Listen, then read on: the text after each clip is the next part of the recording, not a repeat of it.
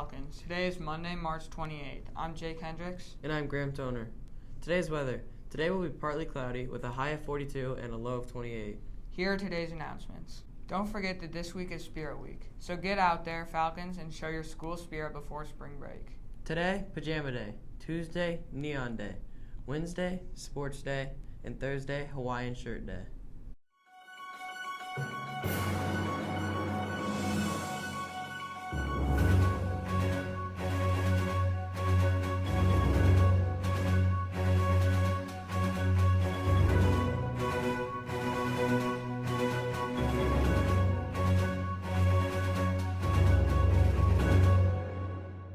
In this Falcon Special Report, we will be discussing effects of video games.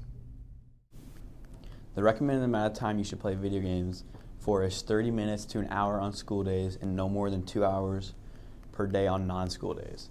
Around 9 hours per week is the maximum recommended amount of time. Obesity is a factor that people might consider while playing video games. A recent study found that there is no correlation between video games and being obese.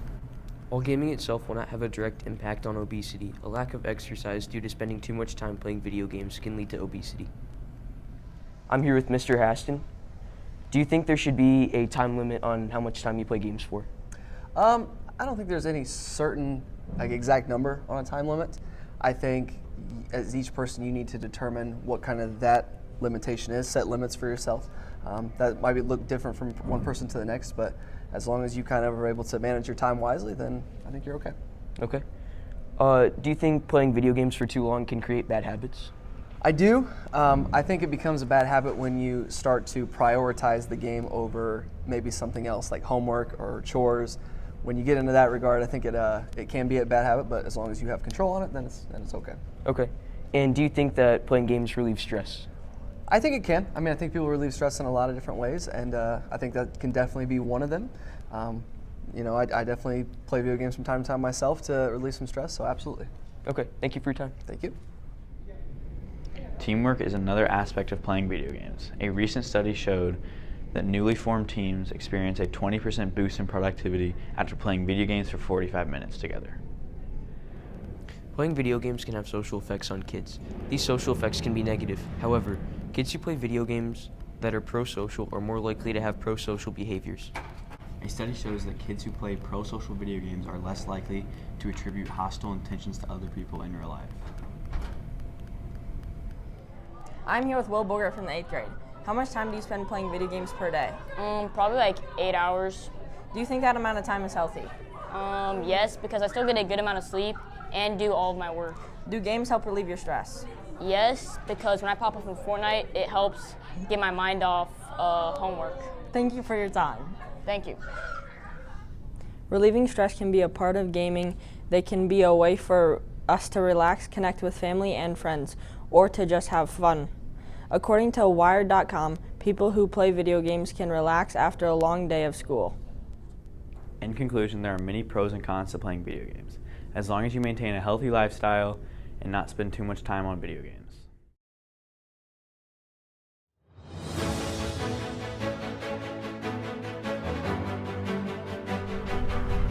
Our phone to distraction. We did some research to find out if phones have any benefits to school.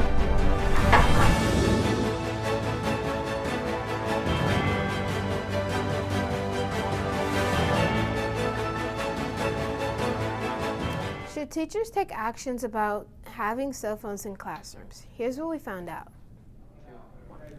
Many teachers believe that phones are a big distraction. According to research, it states in 2015 survey of college students in 26 different states, undergraduates reported using their digital devices for non-classroom purposes, an average of 11.7 times per day in class, accounting for an average of 21% of class time. This proves that phones are a problem with distracting students from their schoolwork and shouldn't be taking up that much class time. This causes students' grades to drop and stress to go up. Some may argue that phones are not all that bad and have benefits having them in the classroom. According to research, it states that phones have calculators, as well as spelling and grammar checks. Most importantly, phones allow students to communicate with another and with experts of interest. But there's another side to the story. Phones may also have disadvantages. In the article, it states a principal expressed his happiness on Twitter about his school's policy. Looking forward to see faces, not cell phones or headphones this school year, tweeted David Lochslinger. This gives an example that phones may have disadvantages on students because they might be too attached on their phones during school and not interacting with the students around them. Students may improve on social skills if they are less likely to be attached to phones and headphones. People may think that phones can be helpful to have in the classroom.